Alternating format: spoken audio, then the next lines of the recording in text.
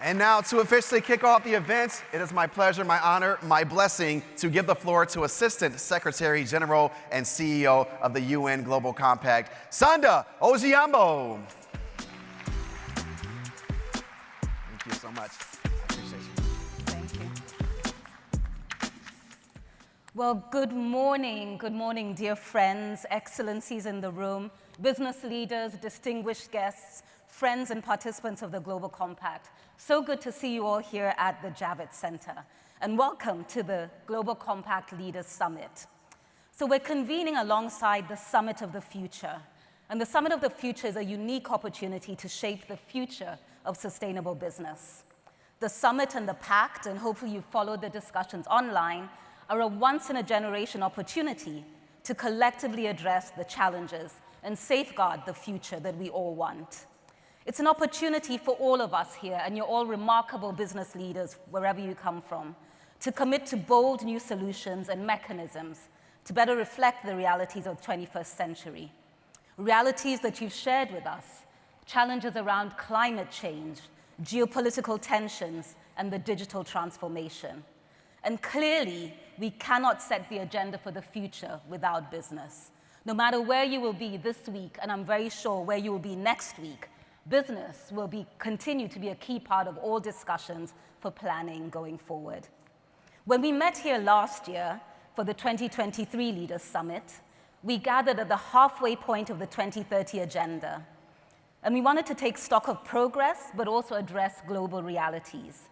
We discussed the greatest challenges and opportunities for the corporate sustainability movement, from demonstrating leadership in times of crisis to building credibility for sustainable business action. We acknowledge that the Sustainable Development Goals are far behind where they need to be. Then it was about 15% on track. It's about 17% now, but either way, we still remain far off track from where we need to be. The Global Compact launched the Forward Faster initiative to guide companies into scaling credible action on the SDGs with nearly 300 early endorsers. And I thank those 300 for really setting the pace for us. Over the course of the year, we've gathered tools, networks, knowledge, and inspiration to push the private sector. Well, actually, to have the private sector push us to get to the next level and to reimagine the current and the future role for business. And from this year, we've heard about designing new circular economy models, addressing innovations for innovative financing, navigating an ethical approach to frontier technologies, and your contributions as business leaders and stakeholders are so crucial in building a collective roadmap for our movement. Throughout this journey, from now until 2030 and beyond, the 10 principles of the UN Global Compact will remain key as we train our focus on delivering on the SDGs for 2030. As you know, the Global Compact is based on the concept of a social contract, a compact between shared values and principles, between business, government, and civil society. Next year, we actually celebrate our 25th anniversary. So remarkable as we reflect on Kofi Annan's vision back in the year 2000. And certainly our corporate responsibility movement has grown. We now have over 20,000 companies worldwide. And the need for leadership in face of global crises and geopolitical uncertainty has certainly changed. This year, more than half of the world's population in close to 60 countries have or will hold national elections. It's more than a vote. The vote impacts political stability, it impacts business, it impacts a wide range of social and environmental and economic issues. But at the same time, again, no matter where you stand in the world, social and economic inequalities are growing more stark, compounded by violent conflicts, climate emergencies, and the digital divide. Companies, along with the communities that they serve, are in increasingly challenging circumstances. Most CEOs say that their job now requires them to address a wide range of global and societal issues: climate and water, trade, geopolitics, social tension, public health crises. It certainly is a new domain and a new paradigm for leadership. But one thing remains clear, and we've heard this over and over from leaders. The current business and economic models are not fit for purpose. Some call them outdated, some call them unsustainable. But either way, we need to rethink and reinvent everything from business models to supply chains to moving beyond extractive economies that deplete human and natural resources to economies that encourage regeneration and regrowth. We need a new social contract based on a more equitable and inclusive prosperity. But dare I say, perhaps it's not new. It really is a reflection of what SG Kofi Annan had proposed back in the year 2000. The world just hasn't kept pace. Momentum is on our side, and thanks to many of you in the room, the number of executives who globally understand the business case for sustainability has tripled between 2022 and 23. Three-quarters of the world's 250 highest revenue companies say they use the SDGs to align their sustainability strategies. And 96% of board directors expect continued or stronger focus on ESG in the next 5 years. Yesterday, at our private sector forum, more than 100 CEOs joined government leaders and UN colleagues to discuss the greatest opportunities and policy barriers that impact sustainability today. So let me offer 3 concrete examples of how business leaders can make substantive contributions to a more sustainable future. The first, let's rally together to advocate for multi-stakeholder action and enabling policies. You'll hear this rallying cry through the course of the year and beyond. Just yesterday at the Private Sector Forum, I presented on behalf of colleagues and partners a statement calling for stronger, more inclusive, and more effective multilateralism, signed by the International Organization of Employers, the International Chamber of Commerce, ICC, the World Business Council on Sustainable Development, and the UN Global Compact.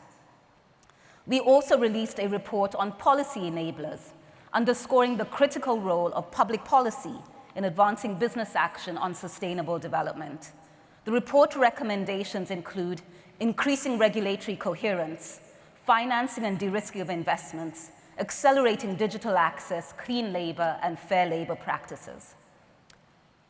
Dear friends, your private sector advocacy on these issues will really help us spur ambition on all sides. Because after all, the most effective business leadership extends simply beyond your company operations. The second is how best we can collectively innovate and accelerate the Sustainable Development Goals. 2030 is fast approaching. New technologies like Gen AI to advance the SDGs will allow us to unlock business value. 97% of the executives that we've spoken to believe that technology and AI is so crucial for transforming their industry and playing a major role in corporate strategies over the next 3 to 5 years. We've already seen companies using AI for a wide range of sustainability issues, from conserving water, reducing energy consumption, protecting marine ecosystems.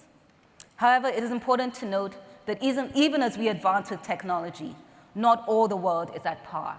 There are parts of the world where access and affordability and local content and infrastructure and policy issues simply limit their own access to technology, and there's work to be done in bridging that divide.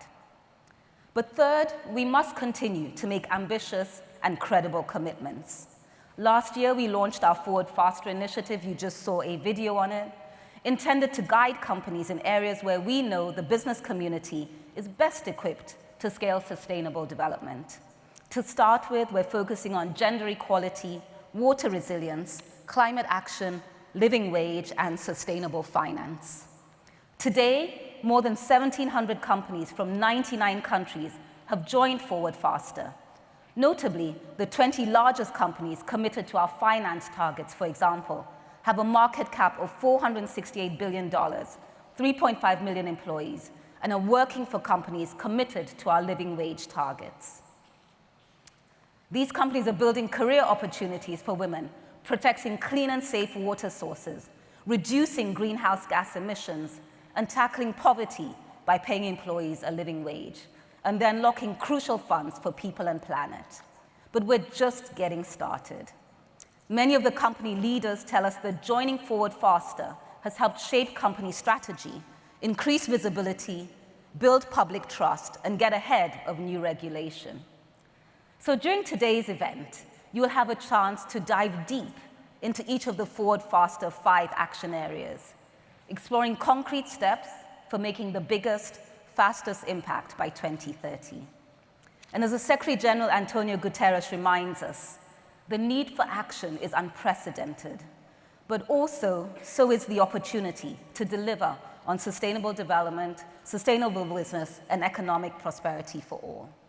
So as we sit here in the week of the Summit of the Future, and as governments move forward with the Pact of the Future, committing to pathways on sustainable development and finance, peace and security, science and innovation, youth and global governance, it is critical that we too move forward with private sector leadership and action. We must all make this long-term investment in humanity, which includes us, our families, our workers, the communities that we serve, the customers that we hold dear. And we must do this with all the tools that we have at our disposal. And many of those tools and solutions lie within this room.